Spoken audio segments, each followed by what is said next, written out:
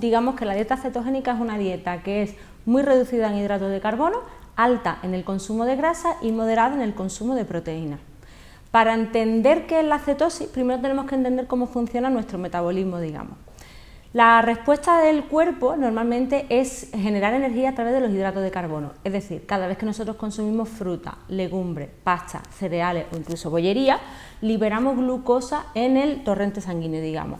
¿Qué pasa? Que ante esta elevación de glucosa nuestro cuerpo reacciona secretando insulina. ¿Para qué? Para coger esa glucosa que se absorbe por el intestino, llevarla a los tejidos celulares y que se utilice para convertirla en energía, que es ATP, que digamos que es nuestra moneda energética. ¿Qué se pretende con la cetosis? Pues ante la ausencia de esa glucosa, de esos hidratos de carbono, el cuerpo va a intentar seguir obteniendo energía para abastecerse. Y al no encontrar hidratos de carbono ni en la ingesta ni almacenado en nuestros depósitos, que tenemos dos depósitos principales, que son el glucógeno muscular y el hepático, lo que va a hacer es movilizar los triglicéridos que están en nuestros adipocitos. ¿Esto en qué se traduce? En esas células de almacenamiento graso. Con lo cual, se supone que lo que vamos a hacer ahora es vertir a nuestro torrente sanguíneo triglicéridos para que el cuerpo los transforme en energía.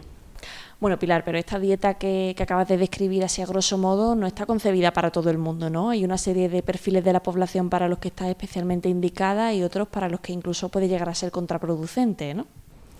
Para retroceder un poco en el tiempo, te voy a decir que esta dieta se ha utilizado durante más de 80 años como tratamiento para las personas con epilepsia refractaria, es decir, que eran resistentes al tratamiento médico, farmacológico mejor dicho. ¿Qué pasó? Que como digamos que era más fácil medicarse que hacer la dieta, digamos que surgen en el mercado medicamentos anticonvulsionantes y lo que se hace es que se empieza a desusar la dieta, incluso se empezó a decir que no era recomendable, que no se toleraba bien por los pacientes y se promovió un poco más el uso de los fármacos. En los 90 aproximadamente se vuelve a poner de moda porque se observa que reduce hasta un 50% de los episodios de crisis en la mitad de los pacientes que se estudiaron y porque se ha visto que tiene otras aplicaciones. Como tú bien dices, no es apta para todo el mundo, digamos que para población general sana sí lo sería, sobre todo recomendada en quién, en pacientes con triglicéridos altos, con hígado graso, con diabetes mellitus tipo 2, aunque también tendría que tener una revisión médica por la producción de cetoacidosis, medir también el pH, y también en personas con inflamaciones crónicas, ¿de acuerdo? ¿En quién no se recomienda o en quién digamos que habría que hacer un seguimiento médico primero? Personas que tengan problemas de vesícula o hayan sido intervenidas para retirarles la vesícula, ¿de acuerdo? Y también problemas cardíacos, porque en los primeros días puede producir incluso arritmia, que es uno de los inconvenientes que presentaría este tipo de dieta. Yendo un poco a lo concreto, a los alimentos que contiene esta dieta, ¿cuáles son los principales que debe contener, los principales grupos de alimentos? Y dentro de esos grupos de alimentos, ¿cuáles deben extraerse para poder cumplir con este régimen? El reparto del total de la dieta, digamos de los macronutrientes, como ya hemos hablado otras veces que los principales son 3, hidratos de carbono, proteínas y grasas, hemos dicho que va a haber una reducción de los hidratos de carbono hasta un 5-10% del total de la ingesta diaria. Con lo cual, si tú eras una persona que ya lleva una dieta moderada en cereales, en hidratos de carbono, saludable, no te va a costar mucho trabajo. Sin embargo, si tu dieta era alta en azúcar y cereales, pues lo vas a notar un poco más. El 70 al 80% estarían basados en grasas y el resto, digamos, en proteína. Pero, como siempre venimos defendiendo, cada vez que hablamos de un protocolo, sea el ayuno intermitente, dieta cetogénica, mediterránea o lo que sea, defender siempre y buscar los alimentos más saludables. Con lo cual, en el grupo de la grasa vamos a poder consumir aceite de oliva, aceite de coco, frutos secos, aguacate, aceituna, el pescado azul contabilizaría también como grasa. En el grupo de las proteínas, pues carne, huevos, pescado, marisco. En el grupo de los hidratos de carbono estarían solamente las verduras, que no todas, y las frutas, que no todas. Con lo que ves, no hay legumbres, no hay cereales, no hay tampoco patatas, no hay boniato, ¿de acuerdo? ¿Por qué? Porque como decíamos, vamos a reducir esos hidratos de carbono de manera que el cuerpo se vea en la obligación de obtener la energía a partir de la grasa y no del hidrato de carbono, que es lo que suele estar acostumbrado. ¿Y cuáles son esas frutas o verduras que quizá pueden tener más contenido de hidrato que se extraigan de la dieta, por así decir? Es más fácil decirte las que sí se pueden consumir, que son las más bajitas, que van a ser prácticamente todo lo que sean fresas, frambuesas, arándanos, frutos del bosque, las más bajitas, ¿de acuerdo? Y cuando hablamos de verdura, intentar siempre tirar por las de hojas verdes, son las que tienen más aporte de agua, menos aporte de hidrato de carbono y además bastante fibra. Y cuando hablamos de los problemas que pueden surgir a la hora de aplicar esta dieta, ¿cuáles son los más comunes? Y también esos beneficios que nos va a reportar una vez que ya llevemos aplicando esta dieta con el tiempo. A ver, problemas que se pueden plantear desde el inicio de la dieta. Para empezar, yo siempre recomiendo que se haga un acompañamiento profesional. ¿Por qué?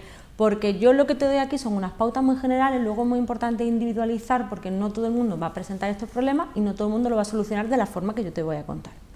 Principal inconveniente que nos podemos encontrar o principal síntoma, y el inicial, es el aliento. Se vuelve más denso, más pesado, ¿de acuerdo? Puede incluso tener un olor así ácido o como a fruta.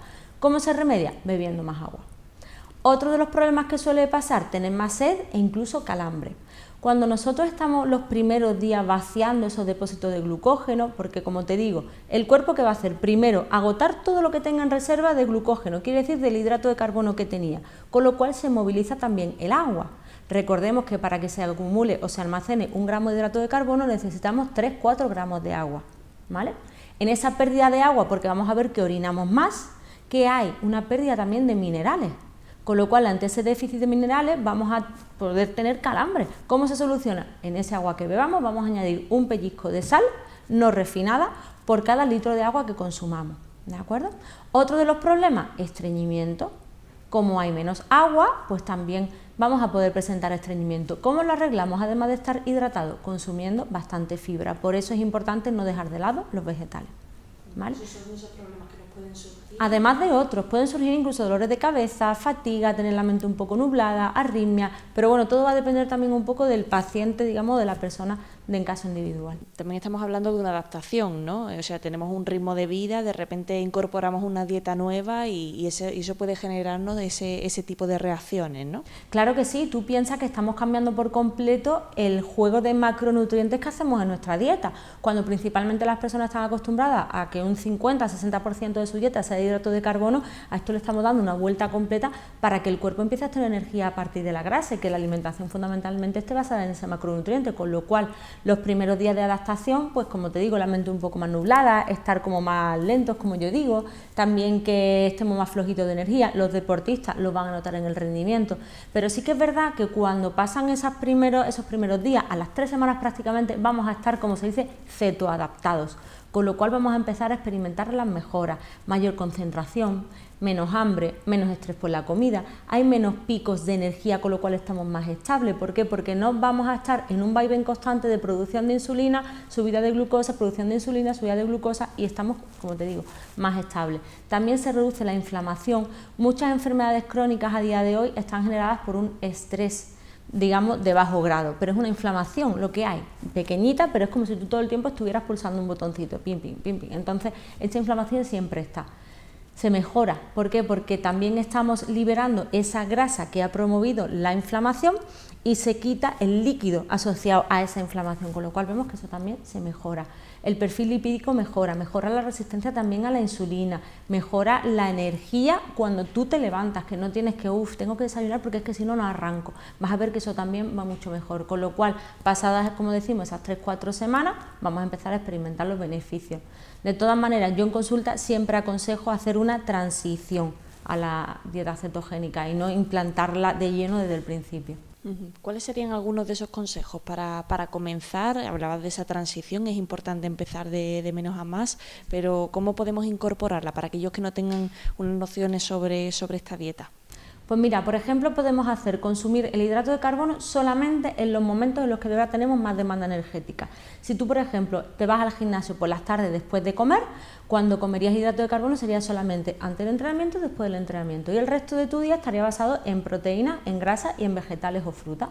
Con lo cual vas a tener el hidrato de carbono solamente en los momentos, digamos, fundamentales, que luego ya verás cómo con la adaptación tu cuerpo no va a necesitarlos ni como fuente de energía ni como recuperador.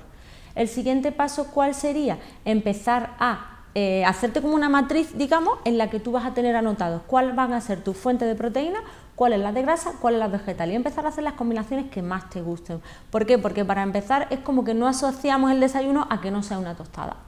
Pero ¿qué pasa? Que puedes desayunar unos huevos revueltos, unos huevos con jamón, te puedes hacer también pues a lo mejor una tortilla de cualquier cosa o salmón ahumado con aguacate o incluso unos brotes o quizás un bol de fruta. Entonces empezamos a distinguir un poco la alimentación que llevábamos antes con esta nueva y a sentir poco a poco los beneficios, de manera que ese porcentaje de hidrato de carbono al final lo llevemos al mínimo imprescindible y que empecemos a utilizar esa grasa, como decíamos, como fuente de energía. Bueno, pues Pilar, muchísimas gracias por darnos a conocer esta dieta cetogénica, que esperemos que genere interés en nuestros espectadores. También para aquellos que quieran obtener más información o abundar en este asunto o en otro tipo de dieta, ¿dónde podemos contactar contigo? Pues me podéis encontrar en servicio online, que es como estamos ahora trabajando desde el tema del COVID, y en la página web, tanto en el correo, en Instagram, en redes sociales, Nutrien3 en nuestro perfil, Pilar Cuesta Nutrien3 también me encontráis, y no solamente porque queráis conocer cosas de la dieta cetogénica, ayuno intermitente que hemos hablado otras veces, sino porque el acompañamiento profesional y sobre todo la individualización es muy importante. En la dieta cetogénica, una cosa que se nos olvida mencionar, que se puso muy de moda porque era una herramienta para la pérdida de grasa, pero esta pérdida de grasa se va a dar siempre que haya un ajuste calórico, un ajuste de macronutrientes y ajuste sobre todo a lo que es la persona individual, edad, el peso, el sexo, la altura y la actividad física. No olvidéis que lo importante es eso, personalizar.